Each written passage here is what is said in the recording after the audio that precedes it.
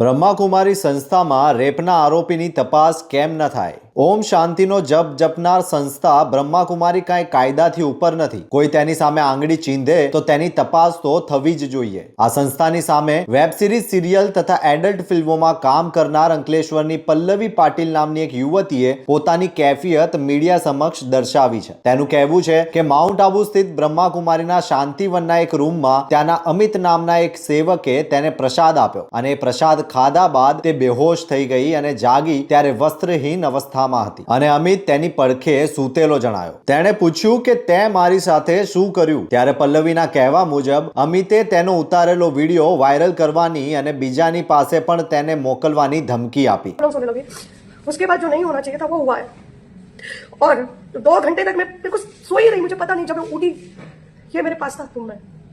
मैंने बोला आप अभी तक यहाँ पे हो? आप हम तो बात कर रहे थे ना, फिर क्या हुआ? ये बोलता है कि कुछ नहीं हुआ, कुछ नहीं, आप आराम करो. मैंने बोला नहीं, कुछ तो हुआ है, मेरा बॉडी बहुत पेन कर रहा है, आप कुछ गलत किया है आपने. वो बोलते हैं अभी आप चुप रहो, मैं शाम को आपसे मिलने आऊंगा और आपको सारी बात बताऊंगा. अभी आप किसी को कुछ नहीं बोलना, मुंह बंद रखना बिल्कुल. मैं बहुत सारी चीजें मैं तुमको बाद में बोलूंगा. तो मैं सीरियसली, मेरी तबीयत इतनी खराब हो गई उधर. उसके बाद इसने बोला कि अभी घर पे जाओ. मैं वैसी हालत में घर पे आ गई. फिर इसने मुझे मैसेजेस किया, कॉल करके वापस बुलाया, अभी के अभी आओ, नहीं तो ऐसी ऐसी चीजें हैं कि मैं और भी आदमी लोगों से शेयर करूंगा और हमारे ब्रह्मा कुमारीज में जो सर्कल में तो उनको पूरा घुमाऊंगा. एक के पास भेजूंगा, उसके पास भेजूंगा, उसके पास भेजूंगा. मेरे पूरे सर्कल में तुम्हारा मैं फैला दूंगा अगर तुमने मेरी बात नहीं मानी तो.